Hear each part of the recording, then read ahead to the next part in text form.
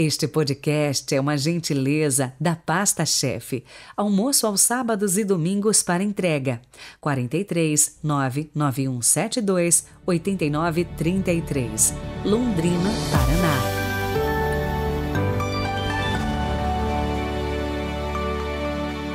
Quarta-feira, 20 de julho de 2022. Bom dia, bom dia! Olha, pessoal, hoje eu quero pedir uma ajuda para aqueles que nos ouvem através do Spotify, que seguissem a gente também no YouTube, para que o nosso canal também cresça. E é bem fácil fazer isso. Então, se tiver um tempinho, dá uma força lá para a gente. O canal se chama Peregrinos do Rocio. Rezemos. Pelo sinal da Santa Cruz, livrai-nos Deus, nosso Senhor, dos nossos inimigos. Lembrai-vos, Senhor, de vossa santa aliança, consagrada pelo sangue do Cordeiro, para que vosso povo obtenha o perdão dos pecados e avance continuamente no caminho da salvação. Amém. Mateus, capítulo 13, versículos de 1 a 9. O Senhor esteja convosco. Ele está no meio de nós. Proclamação do Evangelho de Jesus Cristo segundo Mateus. Glória a vós, Senhor. Naquele dia, Jesus saiu de casa e foi sentar-se à margem do mar da Galileia. Uma grande multidão reuniu-se em volta dele. Por isso Jesus entrou numa barca e sentou-se, enquanto a multidão ficava de pé na praia. E disse-lhes muitas coisas em parábolas. O semeador saiu para semear. Enquanto semeava, algumas sementes caíram à beira do caminho e os pássaros vieram e as comeram. Outras sementes caíram em terreno pedregoso, onde não havia muita terra. As sementes logo brotaram, porque a terra não era profunda, mas quando o sol apareceu, as plantas ficaram queimadas e secaram, porque não tinham raiz. Outras sementes caíram no meio dos espinhos. Os espinhos cresceram e sufocaram as plantas. Outras sementes, porém, caíram em terra boa e produziram a base de 100, de 60 e de 30 frutos por semente. Quem tem ouvidos, ouça. Palavra da salvação. Glória a vós, Senhor.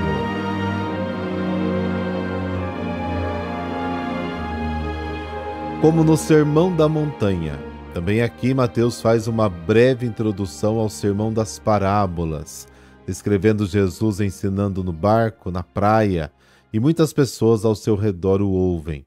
Jesus não era uma pessoa escolarizada, ele não havia frequentado a escola secundária de Jerusalém. Veio do interior, do campo, de Nazaré.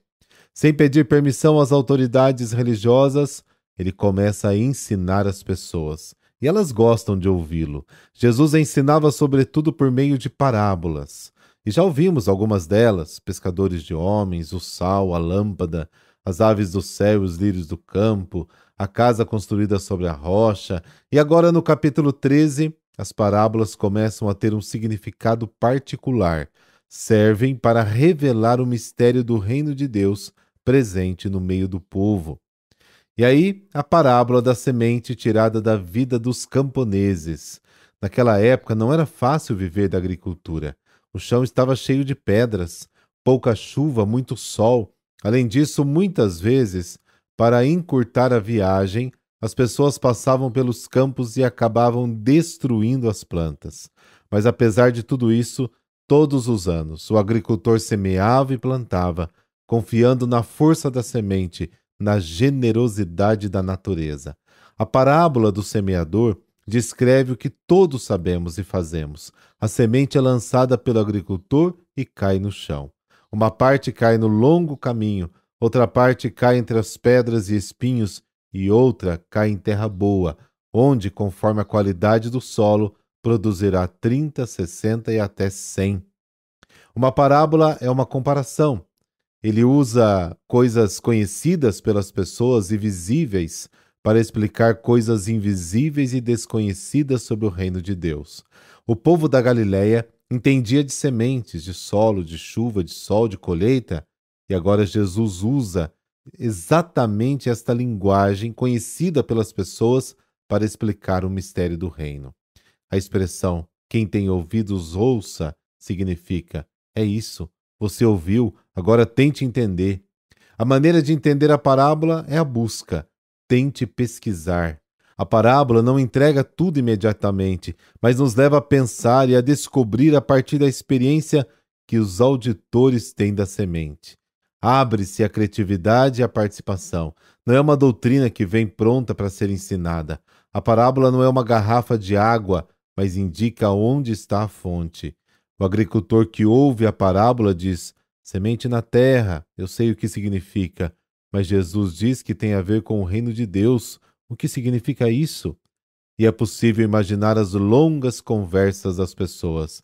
A parábola nos leva a escutar a natureza e a pensar sobre a vida. Certa vez uma pessoa perguntou em uma comunidade: Jesus disse que devemos ser sal. Para que serve o sal? Discutimos e no final 10 propósitos diferentes foram descobertos que o sal pode nos indicar.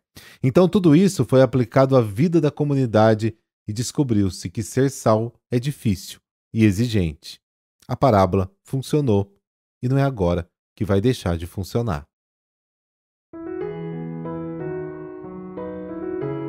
Santa Margarida de Antioquia. Ela nasceu no ano 275 em Antioquia da Psídia. Órfã de mãe desde pequena, a filha de um sacerdote pagão e idólatra, Margarida tinha tudo para jamais se aproximar de Deus. Mas algo divino aconteceu. O pai acabou confiando sua educação a uma ama extremamente católica e a vida de Margarida seguiu outro caminho. Cresceu muito dedicada às coisas do espírito. Mas o pai começou a perceber que ela não ia aos cultos, ao mesmo templo, para participar dos sacrifícios dos deuses. Ele não suspeitava que ela participasse escondida dos cultos cristãos até o dia em que alguém o alertou. Foi aí que começou o suplício de Margarida. Ele exigiu que ela abandonasse o cristianismo.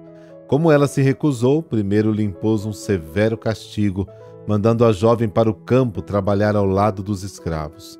Depois, como nem a força fazia a filha mudar de ideia, entregou às autoridades para que fosse julgada. O martírio da jovem Margarida foi terrível. Diante das autoridades, negou-se a abandonar a sua fé. Começaram então os suplícios físicos e psicológicos. Margarida foi açoitada, depois teve o corpo colocado sobre uma trave e rasgado com ganchos de ferro. Diz a tradição que a jovem ainda foi queimada, jogada num rio gelado e finalmente decapitada. Ela morreu no dia 20 de julho de 290, com a idade de 15 anos, e a fama de sua santidade espalhou-se rapidamente pelo Oriente e pelo Ocidente. Deus de amor e misericórdia, derramai sobre nós, pela intercessão de Santa Margarida, as graças necessárias para enfrentarmos as dificuldades do dia a dia. Que o nosso sofrimento se una ao de Cristo crucificado e nos aproxime cada vez mais das glórias do reino do céu. Amém. Desça a bênção de Deus Todo-Poderoso, Pai, Filho, Espírito Santo. Amém. Boa quarta e não se esqueça de seguir a gente lá no canal Peregrinos do Rossio. Até amanhã.